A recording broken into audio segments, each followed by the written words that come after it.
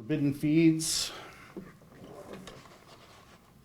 government controls on social media in China is a product from PEN America. And for those of you who know something about PEN, I believe that James will introduce something about it, but for those who are familiar with it, you know that it's about free expression.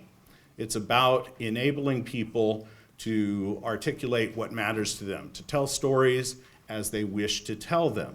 And so we're really grateful that they've produced this report. This is not their first report on China.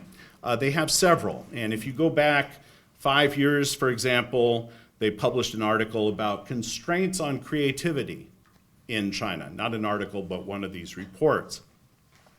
They also looked at the shrinking Hong Kong publishing industry that was coming about as a consequence of constraints on trade as well as censorship. And recently, they produced a document, a report on foreign journalists and the problems that they confront in China. So that's something about PEN America. But today's event wouldn't be possible without PEN America's local branch. And I'm looking around and Michelle, there we are. I'd like everybody to turn and take a quick look at Michelle Franke. Michelle is the executive director of PEN America out here on the West Coast. And so they have their local office, and if you'd like to learn more about PEN, she's one of the people that you could talk to after we finish today. Without Michelle, without PEN America, today's event wouldn't be possible. But we're delighted here at the USC US-China Institute to be bringing it to you, and we're honored to have such a distinguished panel who will be discussing the report after James Tager presents it. But before we get to the report itself, just a few things that you probably already know. According to the Chinese government, there are nearly 800 million users of the internet. Now, this is a strange statistic because WeChat alone, Weixin, claims 900 million users. How is that possible? Well, perhaps it's partly possible because, like me, you may have Weixin on your phone. If you do, raise your hand. Okay, so a few of you. Now, how many of you spend 66 minutes a day on Weixin, on WeChat? There are a couple. And if you were in China, you would be more likely to spend more time because you would be doing a lot more on that platform. I didn't just arbitrarily choose 66 minutes. I learned from reading this report, and this report is based on the studies by others, that the average Weixin user spends 66 minutes a day. So for that 900 million users, 66 minutes a day on that platform. China's internet growth, of course, is known to all. Some of the people in this room may remember QQ, one of these original chat tools, things that allowed us to communicate. But what about social media? Our focus here. QQ is part of that social media. Think about what it enables. It enables China, which in many respects is the most mobile country on the planet, right? Hundreds of millions of people living at some distance from their families. And even if they live in the same city, transportation is so hard sometimes that you might as well be in a different province. So social media allows them to stay in touch, allows them to share information about their lives, allows them to stay connected. It's very important, of course, for all of these things.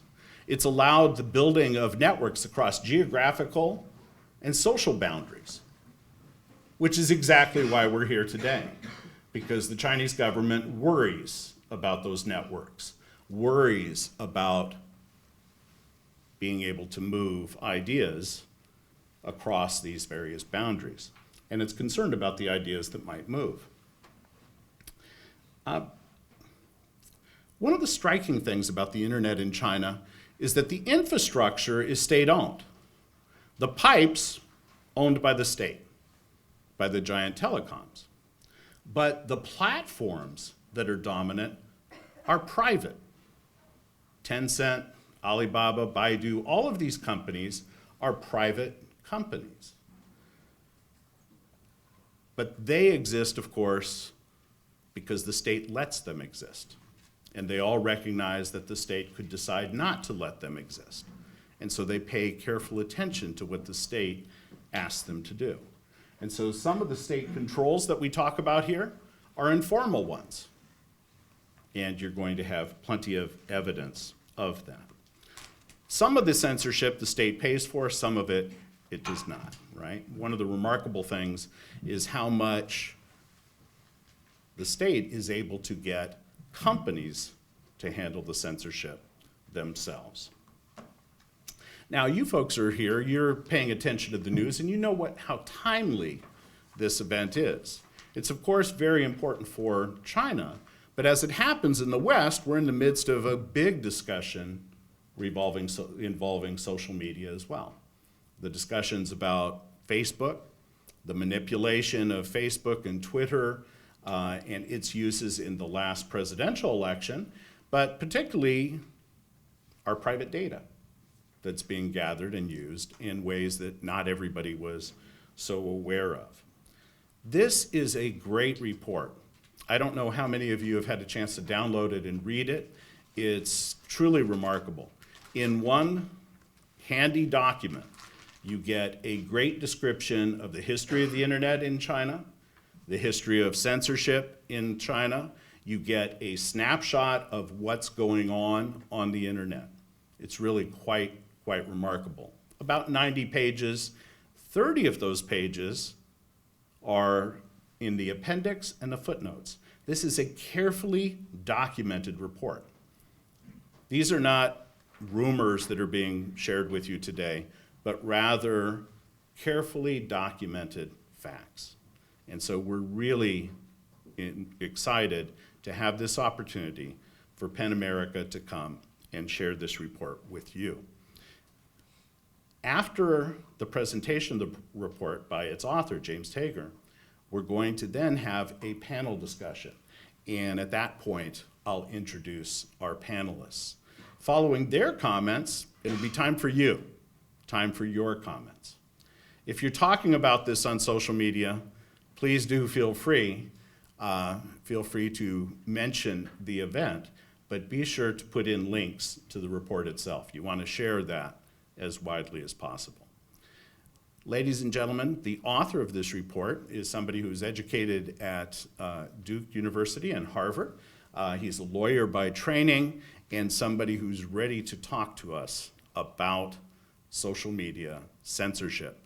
The senior manager for the Free Expression program at Penn, James Tager. Please welcome him. I should start by making clear that this was a team effort. Besides colleagues of mine at PEN America, we also had the formidable Joanna Chu, who was our researcher and report drafter on the ground in China. And that's how we were able to spotlight so many stories of people who were and are personally affected, sometimes in very profound ways, by the system of state control of social media within China. We have within the pages of this report employees from Chinese internet companies who spoke anonymously. We have writers who shared their experiences with online censorship. We have members of social movements that were confined or restricted by censorship. Who are we? PEN America is a free expression and literature advocacy organization. Essentially, we believe in the freedom to write, and our work is geared towards promoting and safeguarding that both domestically and around the world. So we have, as part of our work, reports on free expression issues both in the United States and in other countries. In this report, the introduction to this report is called An Unfulfilled Promise. And that's a reference to the expectations that people both within China and outside of China had in the mid-90s and onward, that the internet would be an unbridled and force for free expression that could not be restricted. Famously, President Bill Clinton said that trying to censor the internet would be like trying to nail Jell-O to the wall. And the Nobel Peace Prize laureate Liu Xiaobo in the mid-2000s wrote that the internet was God's gift to China. And both of them were referring to this idea that it was just too big, too robust, too dynamic to really fall afoul of censorship in an easy way. And that turned out not to be the case. Now, we argue in this report that social media in some ways has been the second generation of this implied promise. The promise of social media is that everyone has a voice and is able to speak their mind online. We would argue that in China, there's an asterisk to that promise, and that is that everyone has a voice and is able to speak their mind online as long as what they say the government is comfortable with. Within China, the government has maintained strict control over the internet, walling it off from the rest of the world and policing it for what it unilaterally believes to be threats to the stability of the state. And it maintains this control through several means: technological, regulatory, and ideological. Technologies is the technical means of censorship. And the regulation ranges from laws against vast categories of speech to the conscription of social media companies to censor their own users. Now, the ideological is the promotion of this idea of cyber sovereignty, which has as one of its components the idea that censorship is a reasonable regulatory response to fake news or to dissent, and that it is acceptable to evaluate online rumors through the lens not just of truth and fact, but through a political lens. During a time where around the world, societies are discussing how they want to deal with the issue of online fake news, this concept may seem increasingly attractive, but as we argue in this report, it's a poison pill. Its solutions are far worse than the problems it's attempting to address. All of these means of state control over the internet and over social media particularly have advanced under the leadership of Xi Jinping. He's personally centralized the policy-making process for internet regulation. And meanwhile, a raft of new regulatory orders have shored up what we would call the Great Firewall, that famous metaphor, and expanded the government's powers to punish infringers. At the same time, the government is incentivizing technological innovation in the realm of censorship. We talk about technological innovation a lot of times in terms of this neutral concept and how it may contribute to free expression, but there's also the idea that technological innovation can lead to increased rather than reduced censorship. Recently, we have the removal of term limits, making it possible perhaps for Xi Jinping to be president for life. And a president for life is a cyber sovereign for life. So there's no reason to believe that these trends will reverse, and we're concerned that they will in fact continue to worsen. Now, we wrote this report with an eye towards what the international community can do to engage on this issue. And I think it's important that we lay out why we think that engagement on Chinese censorship from the international community, including the Western community, is so important. Because in understanding why that engagement is useful, we understand what about it is useful. As mentioned, PEN America is a writers' solidarity organization. We have chapters around the world. PEN America is just one chapter of a global network of PEN centers. And the guiding principle of our work is the idea of international writer-to-writer solidarity. When writers in one part of the world are silenced, those elsewhere speak out. And that strategy is premised on the universality of human rights, and it rejects the idea that if we're forceful advocates that we're somehow appropriating or delegitimizing the cause of others. In all our work, including in this report, we consult closely with colleagues around the world to ensure that our strategies and arguments reinforce and do not detract from struggles being waged by colleagues. As we discuss within this report, part of the problem with the model of cyber sovereignty as it's being presented to the world is that it's a vision for the internet where each nation has sovereign control over its online space, even to the point where it can decide which rights apply. And that's an idea that's fundamentally at odds with international human rights and free expression precepts. It needs to be challenged consistently and unrelentingly, and we believe that that's best done when the international community makes it clear through its actions and behavior that it rejects such a premise. It's a strange thing to say, but I wish that there were certain other groups that did this report instead of us, which is to say that a report on free expression issues on social media issued from within China by a Chinese group would make an enormous contribution, but it is essentially impossible. Given the strength and ubiquity of state control within China, we need to be supporting these spaces for free expression, both within and outside the country, and figuring out ways to more effectively ensure that more Chinese citizens can connect with these spaces. And thirdly, this is something we emphasize in our report, and it's so important to remember. We have an appendix of cases, 80 cases that are illustrative. Chinese citizens who have been threatened, who have been warned, who have been arrested, who have been detained, who have been sent even to years in prison for their online free speech.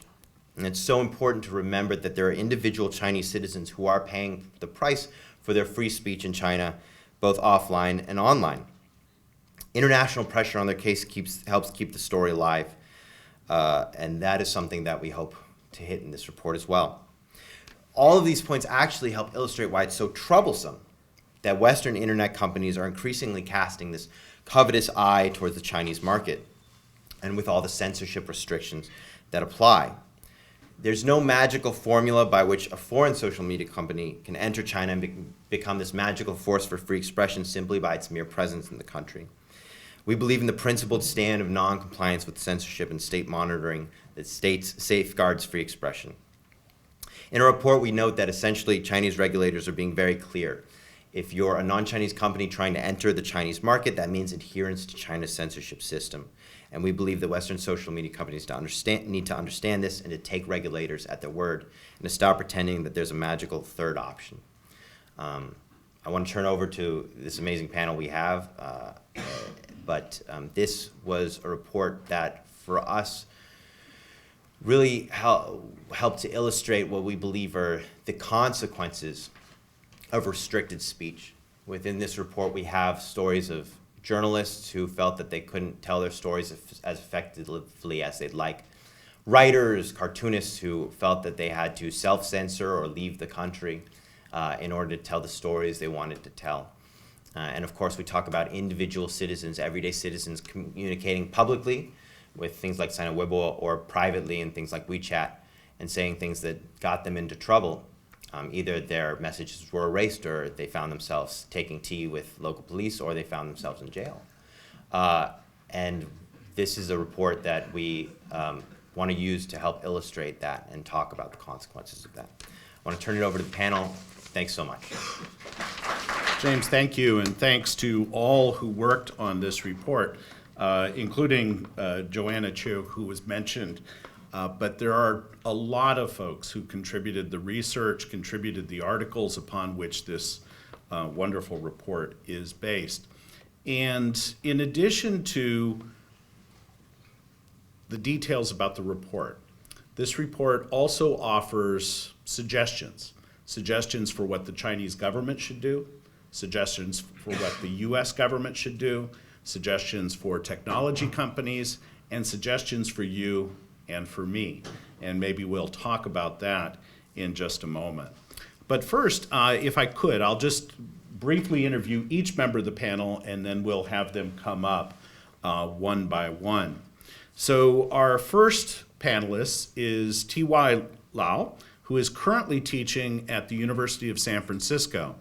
And T.Y. was, a couple of years ago, a visiting scholar at the U.S.-China Institute. I'd like to highlight that he's been working on this field for quite some time and is the author of a recent article that traces the history of net censorship or net controls in China going back to the beginning of the internet in the late 1980s. So he's going to be speaking in a moment. After TY, we have Liz Carter. And I follow Liz on Twitter, and I encourage you to do so. You can learn all kinds of fascinating Chinese expressions by doing so. She's mining the internet and has been mining the internet for a long time. She worked for the China Digital Times. She helped to put together the famous, the English is not offensive, Grass-Mud Horse Lexicon. And she is one of the founding members of the Tea Leaf Nation enterprise, one of the really true examples of entrepreneurial journalism on China that is now part of Foreign Policy magazine. After Liz, we have Amos, and Amos comes to us from the University of California at Irvine, where he teaches in the School of Law. He's been working on these areas, including working with the United Nations on questions of free expression. You've read, perhaps, some of the things he's written in major publications such as the Washington Post and elsewhere. And then we have our own USC professor, Erin Carter. And Erin comes to us directly from class. She was teaching just a few moments ago. She's a professor of international relations and has been doing a lot of work on media in general and specifically on the Chinese media. She is, as I say, a member of the international relations faculty. Please welcome them with a round of applause. And I'm going to talk about the power of the social media and internet regulations in China. As you can see from this chart, since 1991 up to January this year, a total of 171 regulations were published in China about the control of the internet by legal method. And you can see that in year 2000, there were 22 regulations published.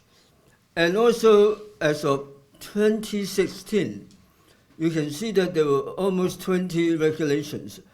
And the reason is that in year 2000, there were an attempt to consolidate the control of internet service providers, cyber cafes, and internet content providers. And you can see that there are at least 12 state agencies involved. And at that time, according to China Profile, a website, this is called the Great Firewall of China. And if you go back to see 2016, it goes with the saying that when the boss has something to say, you follow the boss. Xi Jinping made a speech on internet policy on April 16, 2016.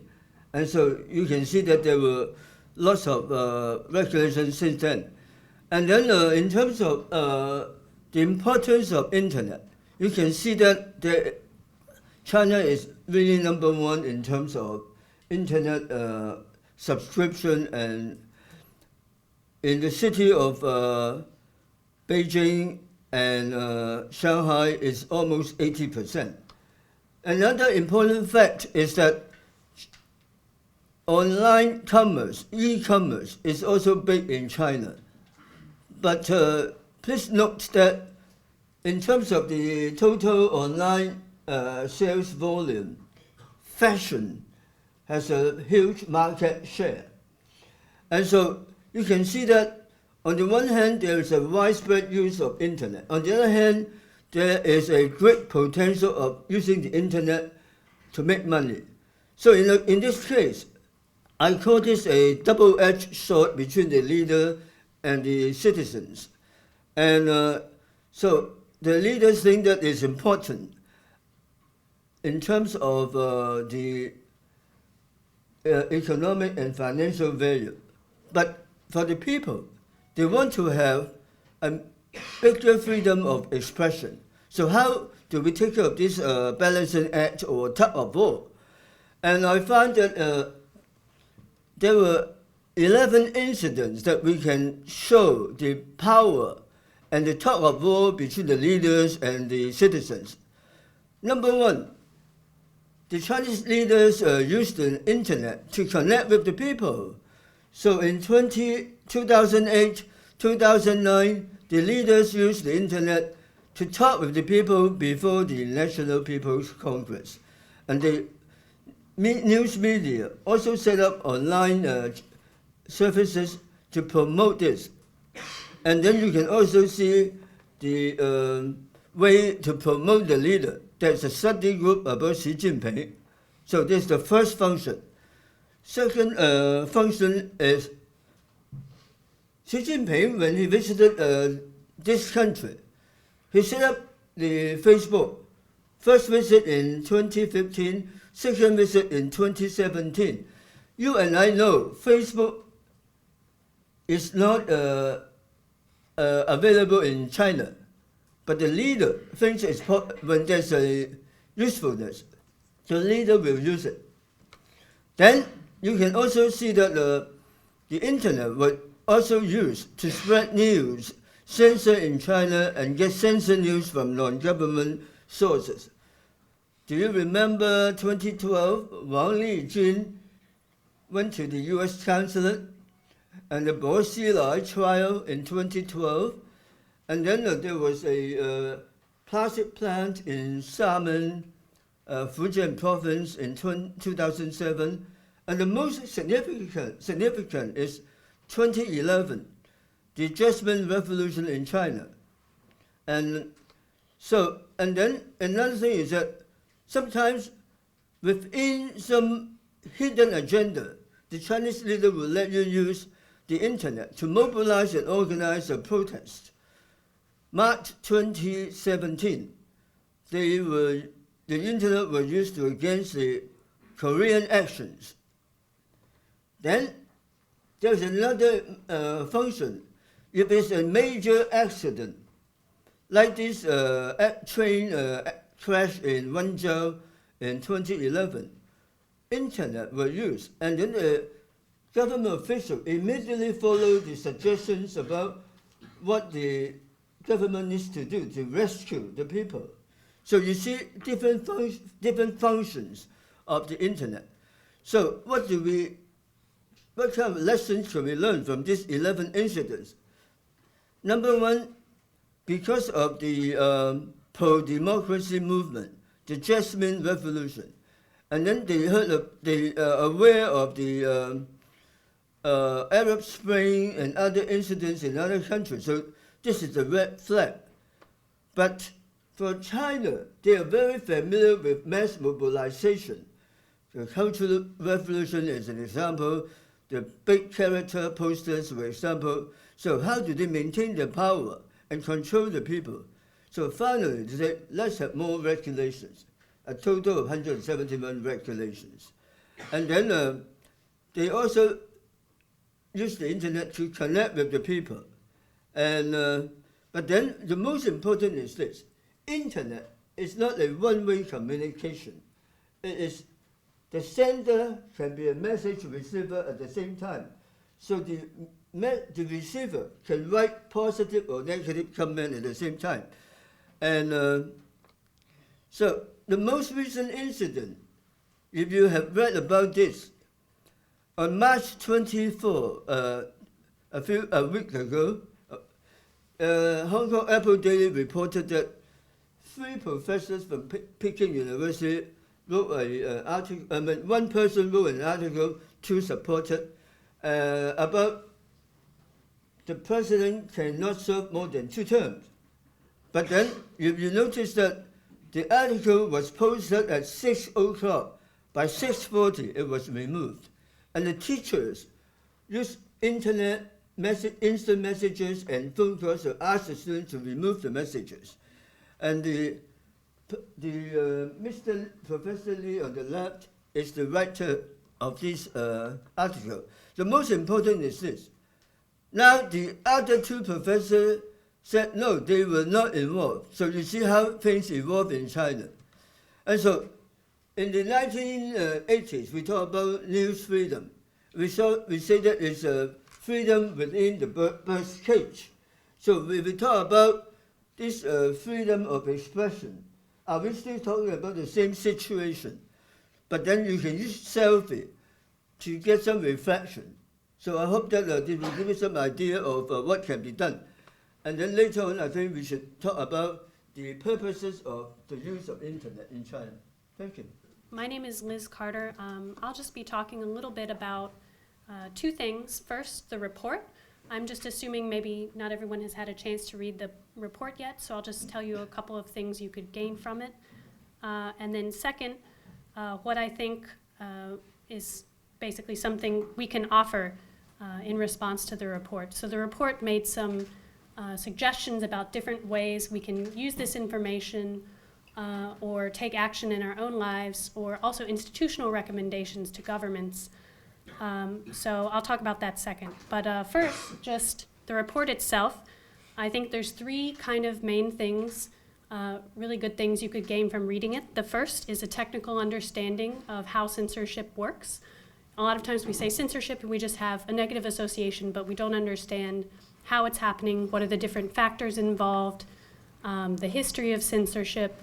And this report is a great place to start. I think it kind of both has the effect of censorship, but also, how is it happening? Is it search terms being blocked? Is it people's posts being deleted? Is it people being arrested? It's the full scope of what's going on. The second, I think, is that it documents a lot of the people who are affected by censorship, especially in the past few years, whose kind of stories often are not told in mainstream media, or there's one article and then the next week kind of nobody remembers them, and they kind of have to suffer with the consequences of it, but nobody's really talking about them anymore. And the third thing is, I think, one of the most difficult things about reporting on censorship is, often we say no news is good news, but sometimes no news is bad news, and it can be easy to forget about things if they're not in the spotlight. So I think it's important to take time to read about kind of the implications of silence, which are often not obvious or intuitive. So I want to talk a little bit, and I'll keep it short because I want to leave more time for questions, but just about kind of what I think we could offer. The report makes some recommendations about how you can respond, ways not to be complicit, but I think I'd also like to add that there's ways we can positively engage that will make a positive difference. We often think about kind of what we can withhold or what we can not do in order to make a difference, but what can we do, right? And especially as individuals, in the face of things like policy, government decisions, things that are, my own government doesn't really listen to me, so why would I expect another government to?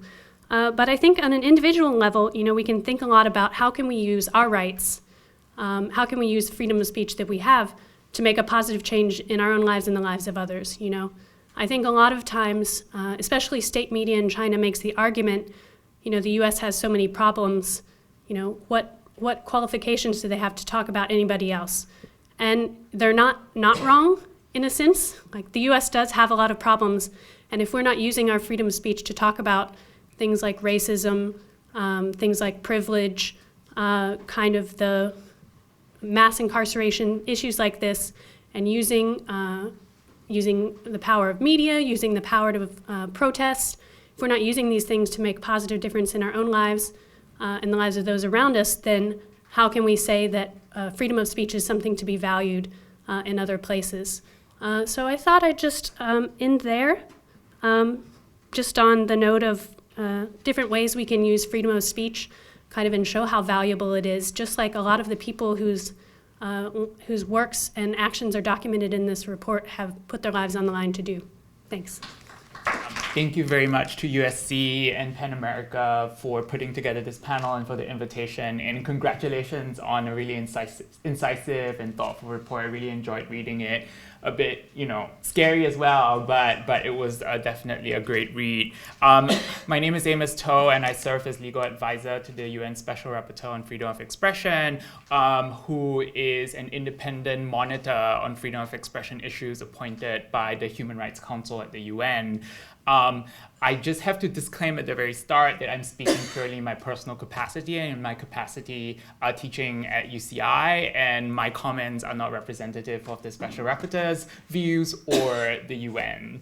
And having said that, I want to take up one of the challenges offered by the report, which is, we have to understand the limits and shortcomings of the globally accepted metaphor of China's internet being the Great Firewall, right? And the report goes into detail about how the pitfalls of that metaphor include the fact that China is not completely blocked from access to the outside online communities.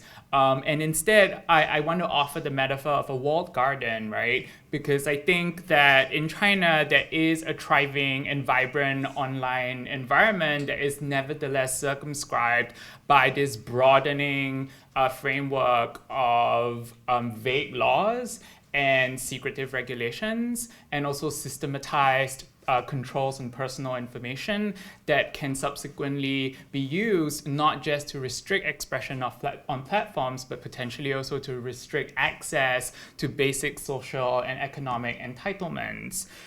So what does this mean under the international legal framework? What does this mean for China's obligations under international and human rights law? So there are two kind of things that I want to raise on this point, which is that China is a signatory of the International Covenant of Civil and Political Rights. It hasn't ratified, so it's not a party, but that doesn't mean it doesn't have obligations. One of the obligations is to not defeat the object and purpose of the treaty. And in order for China not to do that, it can't, for example, deny rights completely. And a lot of the findings of the report raise questions about whether the right to anonymity, which may be protected as a subset of the right to freedom of expression, may be completely denied by something like real name identification requirements. And as the good professor just now mentioned, 10 million users outside China, potentially hundreds of millions of transnational conversations that are happening abroad, which means that when China unilaterally censors a part of that conversation, that raises questions of extraterritorial reach, whether it's effectively preventing other state parties to the ICCPR from actually protecting freedom of expression on networks in their countries and within their countries and within their territory. So those are some questions that might be raised. The other kind of legal accountability piece is the International Covenant of Economic, Social, and Cultural Rights, which China has actually ratified. And the Special Rapporteur on Extreme Poverty visited China in 2016 and found that while the Chinese government affords highest priority to ending economic inequality, one of the obligations of the covenant actually requires public accountability for economic and social rights issues. Part of the accountability piece is to actually let the public and civil society participate in decision-making and policies around ending extreme poverty and securing economic and social rights. And to the extent that these discussions are being curtailed on social media, they raise serious questions about whether China is actually breaching its obligations of accountability under that particular covenant. So I also want to finally point out in my last 30 seconds that, to situate, kind of take us out of China a bit and kind of situate some of the trends we are seeing in a broader global perspective. A lot of what's in the report has a lot of convergence with global trends on restrictions on privacy, encryption, and anonymity, the global crackdown on false information and fake news, which predates a certain election in 2016, and a lot of the requirements about pre-publication censorship and arrangements between public entities and private companies are also happening in supposedly Western democratic countries, not to the same degree, but certainly starting to take root in the European Union and even potentially the United States. So I would challenge us to kind of think about what this convergence means for the internet globally and what this means for international human rights as it's being protected in China and outside of it. So that's all I have. Thank you. I think this is a really important report in the sort of world climate, and especially what's going on. There have been a tremendous number of developments in China about censorship, and I'll talk a little bit about that today. So in terms of structure, first I'll just talk very briefly about some of the interesting research, some of the new things we're learning about censorship in China, which is a very rapidly moving research field. And then I'll talk a little bit about propaganda, which is what my work in particular focuses on. And I think there are some lessons there that we can take about thinking about how the CCP uses propaganda within China, that so it can shed light on also some of the trends in censorship that have been elucidated by this report. And finally, I'll respond to some of the policy recommendations, which I think are very important. So first, a quick plug. There's a really interesting book that just came out by Molly Roberts, a professor at UCSD, called Censored, that looks with big data techniques about how the CCP has censored citizens, and it has a lot of really important findings. One of those important findings, I think, is that Chinese citizens really don't like to be censored, right? So there are two really fascinating things that Molly found in that book. One is that when bloggers on the Chinese internet are censored, afterwards they're actually much more likely to publish incendiary things that are critical of the regime, things that are politically sensitive, sort of pro-democracy or anti-CCP writing. So that's interesting. The experience of being censorship makes the typical blogger more anti-regime. The second finding exploited this really interesting that happened in Beijing a few years ago. Due to a sort of political meeting, censorship was much more strictly imposed all of a sudden. So Molly gathered a lot of data and looked at what people who were suddenly censored in Beijing did after this experience of being censored. What she found is that suddenly they all go download VPNs. So being censored made them more likely to get VPN software, which allows you to browse the web outside of China without being censored. And then she looked at their particular browsing patterns and found that they were much more likely to consume things that were politically sensitive. They were far more likely, for example, to Google Tiananmen Square massacre after being censored. So really interesting responses that sometimes censorship can backfire as well. One of those things, and I think that one of the things the report does really well, is to give voice to specific Chinese writers, right? So that's very important. Who in here knows Han Han? Okay, a lot of people. Okay, so China is one of China's most famous bloggers, and he had a really interesting reaction to something that happened a few years ago in Beijing, where the CCTV building, because there was sort of a party in there that wasn't supposed to be there, it was still under construction at the time, the CCTV building lit on fire. You sort of saw this fire and all the smoke over Beijing, and one of the things that China Digital Times, Liz Carty has written a lot about this, was very interesting at the time, was that people took this to be something as a symbol of the decline of censorship, or sort of a point being scored against the censorship regime. One of the things that Han Han wrote at the time was, and I quote, "I hope nobody got injured or killed in this accident. As for CCTV, this is so hard to imagine. It is always such a truth-speaking media. How could it be hit by such a tragic event? The gods must truly have been blind." So he's sort of a famously sarcastic writer, but again, I think it illustrates this point that people can sometimes react against being censored in ways the regime doesn't fully anticipate. So on that front, I think that some of the emerging research on propaganda is relevant to what are these new findings about censorship. So one, and so a bit of background, I just finished a book manuscript on looking at how autocrats across the entire world use propaganda as a political tool. In that cross-national context, China is actually one of the most propagandistic regimes in the world. In terms of how positively it covers the leader and the CCP, it's up there with Eritrea, which is often called the North Korea of Africa, and Gambia. So it is truly propagandistic media environment. Within that, the types of coverage in Chinese propaganda are really interesting. So when it covers international affairs, for instance, it seeks to tell readers that democracies in other countries aren't functioning well. Look how dysfunctional their politics are. And it seeks to present itself as an accepted feature of the international community, a state that's recognized by other states. It is a member of a lot of international institutions. It does that to legitimate its own political system to its own citizens. What's also important is that there's a real temporal strategy to Chinese propaganda, right? So it is maximally effusive, so it covers the CCP most positively. It says it's working for the people at very specific moments.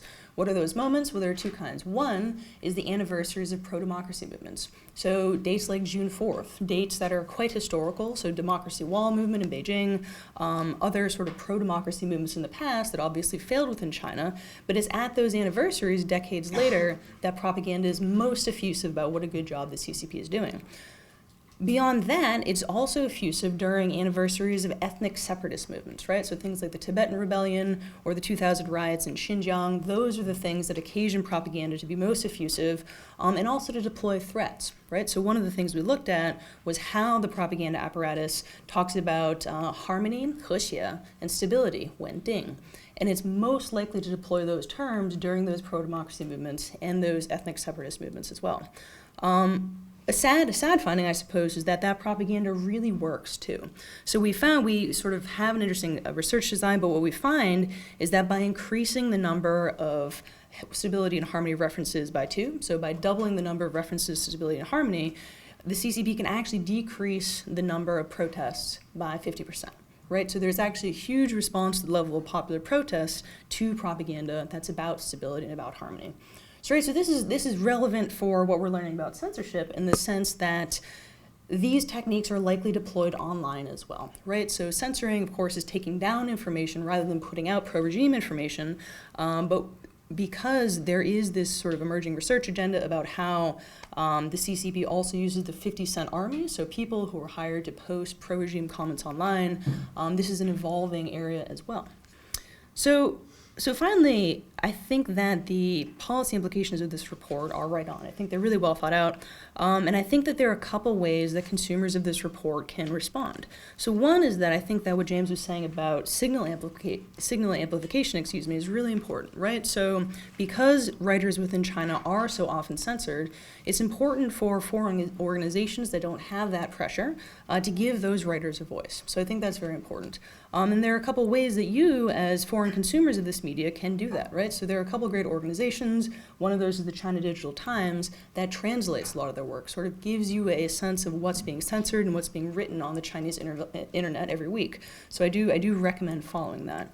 And finally, it's important for policymakers to know that leverage really does matter, right? So one finding drawn from the African context is that when the West, so when international lenders have the most financial leverage over African autocrats, that's precisely when they're most likely to respect human rights, precisely least likely to repress citizens at home.